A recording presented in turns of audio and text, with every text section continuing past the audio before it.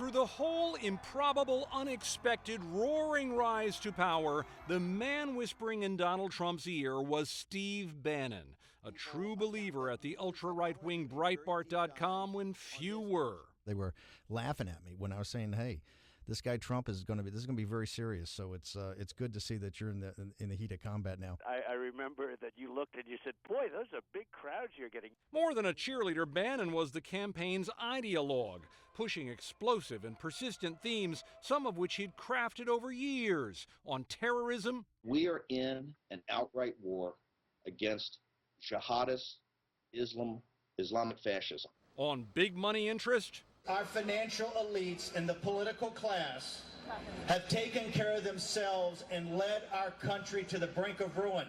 On opponents within the Republican Party and on his holy grail. Deconstruction of the administrative state. Once called the most dangerous political operative in America, Bannon is a former Navy officer and a former banker who made an early investment in the Seinfeld TV series that led to money and media experience, which he transformed into political battering rams. We do not want our kids and our grandkids' futures taken away from us, and we're going to stand up and do whatever we need to do to make sure that that doesn't happen. He produced a series of blistering films promoting conservative views on immigration, climate change, and the Obama administration. Bannon's movies praise Sarah Palin and the right while savaging Hillary Clinton and the left. With the Clintons, nothing is sacred. Everything is for sale.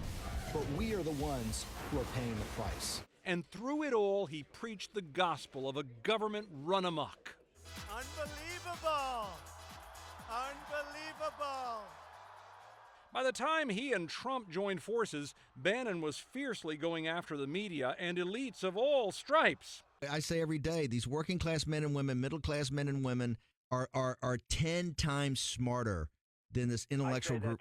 But Bannon's outsider status caused friction with D.C. insiders. He was never able to push any major legislation through to passage. He fell out of favor with some Trump family members, and critics never stopped howling about his ties to the nationalistic alt-right movement with its racist overtones.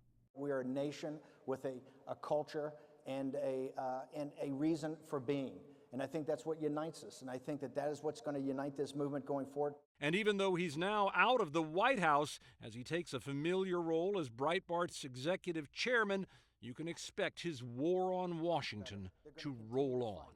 If you think they're going to give you your country back without a fight, you are sadly mistaken. Tom Foreman, CNN, Washington.